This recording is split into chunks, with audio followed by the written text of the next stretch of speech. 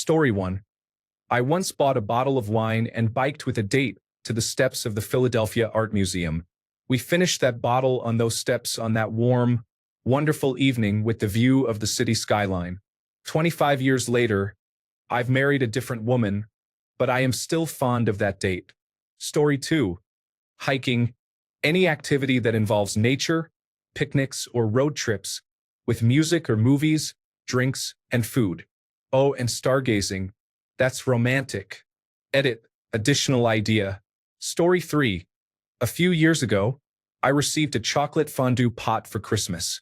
I never used it with chocolate. However, we use it for stay-at-home hot pot dates. Super cheap, healthy, and a lot of fun. Story 4. I went to a little art class with a girl on a date once. We had to paint each other without looking at the paper. It was quite weird but fun and free. Story 5. I planned a date with my wife once. We went to this huge bookstore with 4 floors, which takes up almost 4 blocks. We had some snacks, and some friends wrote riddles about the books we had to find. Together we braved it and solved it together. Story 6. I'm a female, but ice cream and ice skating. A few bucks at an Andy's Custard, and then went skating at an indoor open skate thing for an hour or two. I think it was $7 to skate and $3 for skate rentals. The best part was that he could skate and I couldn't, so it made holding hands etc. necessary. Story 7. Take her to the grocery store to walk around and eat free samples, then watch the lobsters fight. When it's getting late, we both choose our champions and pardon them, ending the night with a long walk on the beach and a ceremonial release of the lobsters back into the ocean. Story 8. In New Orleans, my ex and I one day decided to act like tourists. So we walked to the French Quarter and pretended to be from some Midwest town, walking around holding hands. We got a po' boy from Verdi's Mart and ate it right by the canal. The whole thing cost about $12, and that was just for the sandwich. Story 9. To all of you who are saying picnic, nature hike, or stargazing, just remember that women may feel the need to protect themselves on first dates and may not be comfortable with that. Always go somewhere public at first to make sure she is comfortable. Maybe a bookstore, library, or cute little coffee shop. Story 10. Disclaimer. I did this by accident once, and it's probably not ethical to do this on purpose. Find out when your local park sprinklers come on. Plan a picnic or just split a bottle or 2 of wine a few hours before they come on. Once they do, you'll run together to whoever's car is nearest. What's more memorable than living a cliché from a romantic comedy? Story 11. I like the idea of the usual stuff, but also incorporating at least one personalized thing for them as part of the experience. For example, if it were a Netflix night, I would provide their favorite snack and beverage during that. Or if they had come from work before date night and were sore or exhausted, I might give them a small massage as we watch the movie. If it were mini golf, I might say something like, "Do you want me to get you the ball in your favorite color?" Anything that makes it personal for them and shows you have been attentive to them also makes it unforgettable, in my opinion. Hope this helps. Story 12. I'm not a man, but my first boyfriend took me to a place in the countryside with his car where we could buy fresh milk from a local farm in the middle of the night. This was so weird yet charming that I instantly fell in love with him. I will never forget this date, and it still makes me smile when thinking about it to this day. Story 13. Anything where there's no pressure, you can be yourself and just laugh. My now husband bought us a bottle of whiskey, we got a bit drunk, and ended up dressing in all black and went on a stealth mission to steal a bunch of road cones. They were weighted, so we didn't get very far, then came back and played Call of Duty and had amazing sex. I'd never laughed so hard in my life, and the spontaneous nature of how things played out made it exciting. Hands down the greatest first date ever. Story 14. Honestly, this is incredibly personal and dependent on circumstance. For a first date with someone you don't know, go for a hike, get some beers, play mini golf, attend a concert, or whatever. It doesn't really matter. Just choose something that you will enjoy doing, that allows for conversation, and that has low commitment and skill requirements. Introduce alcohol at some point. What you plan to do is really quite extraneous compared to how you present yourself. Like maybe you go skydiving, then take her out to the most expensive restaurant in town, and then try something adventurous. That would be really memorable, but if you aren't expressing who you are, they will end up enjoying and remembering the date, but not you. Later dates or dates with someone you already know. Find something you both really enjoy, possibly that has some skill requirements that will still allow for some social engagement. For example, if you're both excited about skiing, go skiing. If you're both into gaming, play games.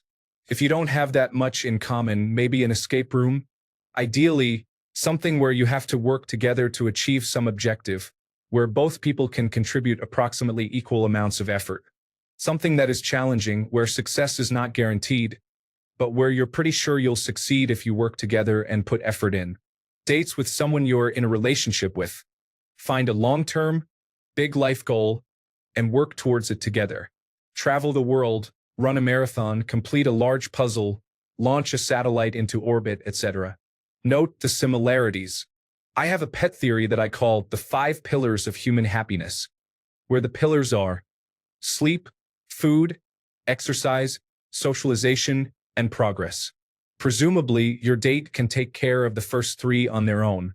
So to be a great, memorable date, you should focus on setting the stage for these fundamental human desires to be met: trust and connectedness with other people. A feeling that you can influence outcomes in your life by applying effort. Then, add a little spontaneity at some point and you're set. Story 15. Went to a games bar with pool, bowling, and more. We had a drink, got a free hour of pool because we asked and it was busy, but we were nice to the attendant. Then we took a set of photos in the photo booth. After 2 years together, we broke up due to difficulties in our relationship and both of us changing, making it hard to stay together. After 2 months apart, we got back together, and I took him on that exact date again. We have been together since and happier than ever. A local craft store was offering 50% off on all painting supplies. We bought a bunch of 1x1 foot canvases and did drip pours, self-portraits, abstracts, and more. Between that, a small bottle of vodka, and a mixer, we spent maybe £15 for a truly memorable date. Spa night, more intimate, obviously not a first date idea. Grab 2 masks, a foot rub, and baby oil, play some relaxing music, and enjoy. Park visit. Our local park has a botanical garden that's free to explore. I made some tapas-style snacks. Then we set off to explore this big park and garden. My boyfriend said it was the best day he's had recently, which made me cry a bit because he has a truly horrible memory, but that one stuck. Story 16. Go for a walk. I met a girl at the bus stop in town, and we walked down to a park. We spent hours just talking while we looped over and over. You can get a cup of coffee or ice cream depending on the weather.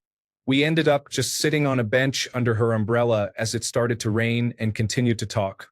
Sometimes simple works really well. Story 17. Probably not a first date idea, but volunteering at a food bank, cleaning parks, planting trees, or at an animal shelter is a good way to bond with someone while you are doing something meaningful. Story 18. Fortunate enough to live in the Arctic. Yellowknife for the curious. Well, subarctic anyway. There is nothing cheaper or more romantic than curling up outside in the winter in an Arctic sleeping bag, which most people should have in their vehicles up here anyway for emergency purposes if they are leaving town, and watching the awesome natural display that is the Northern Lights. Scintillating greens dancing across the sky, snug and warm, and able to talk in hushed, intimate voices with no other sounds around. Story 19. Well, last night my boyfriend and I went to a brewery, and they forgot our order for 30 minutes.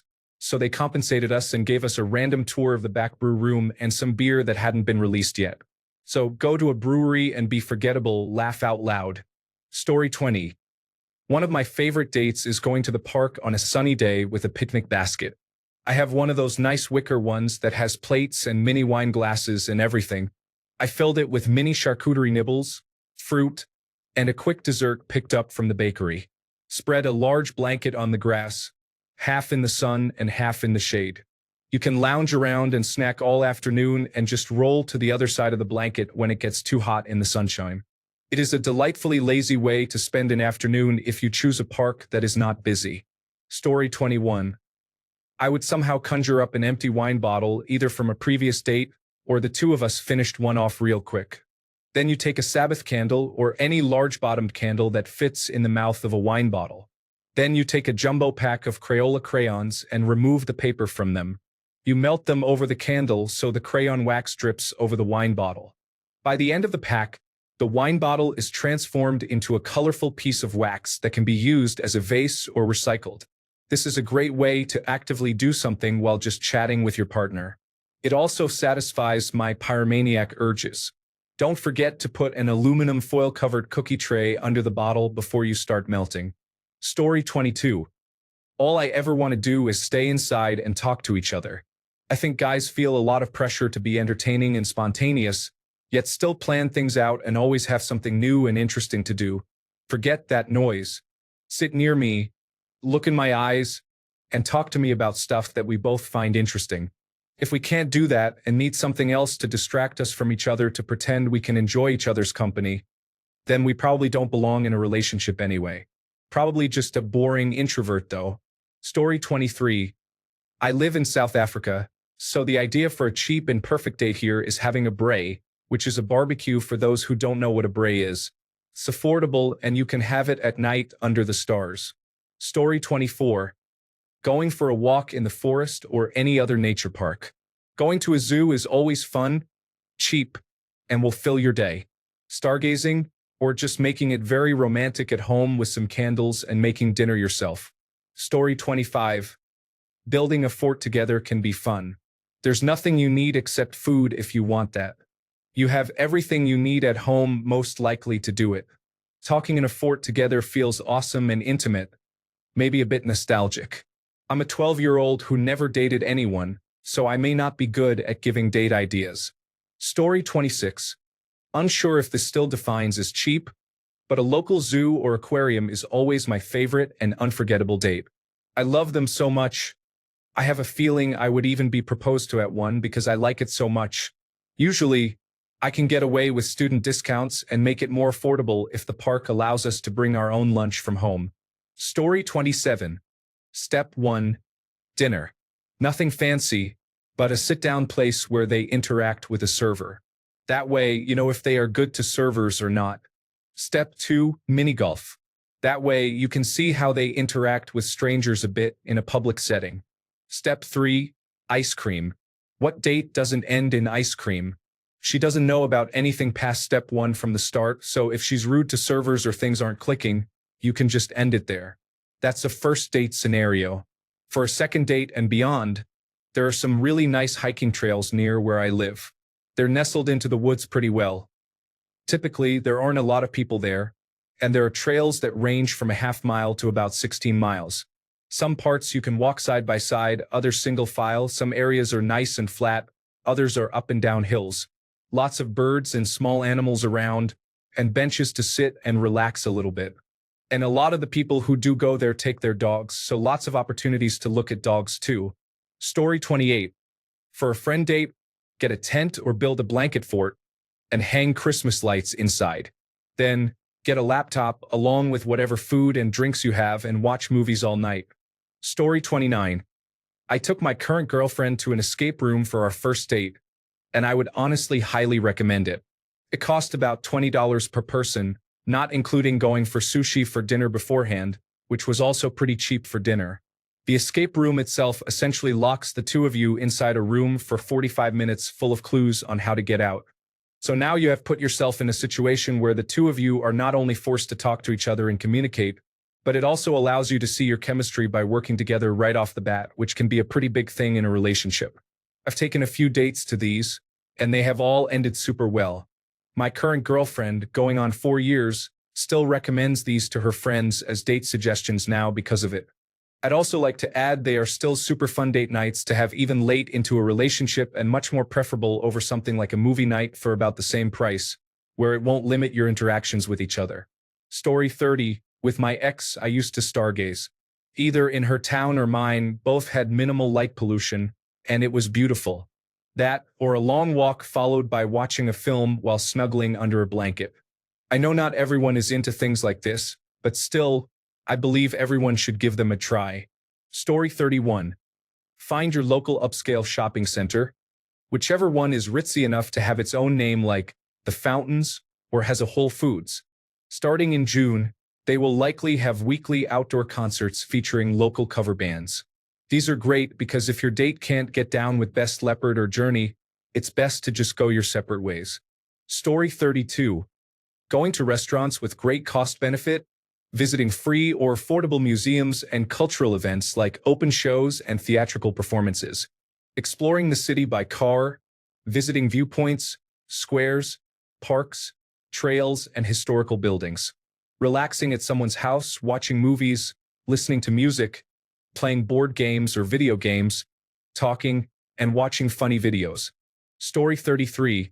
Find an old-school diner and either buy or take her shopping for an outfit, but tell her it has to be 1950s or 1960s themed. Then, dress accordingly yourself and take her out for a diner dinner with a milkshake. End the night with either a drive-in movie or bowling. That date has literally never failed me.